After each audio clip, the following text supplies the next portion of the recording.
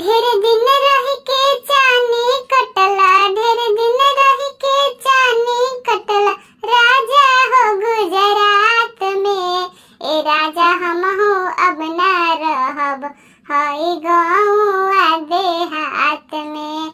ए राजा हम हो अब ना रहब हई गौआ देहात में।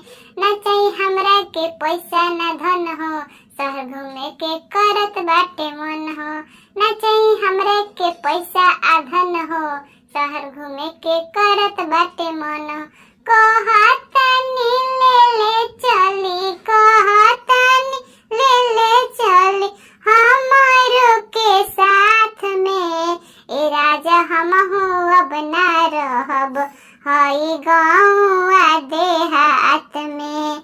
ए राजा हम हो अब ना रहब हई गौआ देहात में।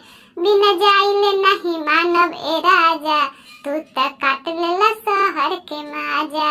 बिना जाइले नहीं मानब ए राजा, तू त काट लेला शहर के माजा।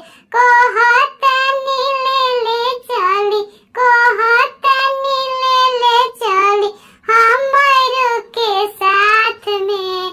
ए राजा हम हो अब ना रहब हई गौआ देहात में। ए राजा हम हो अब ना रहब हई गौआ देहात में।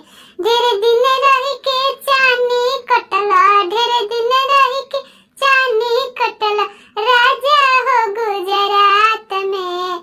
ए राजा हम हो अब ना रहब हई गौआ देहात में।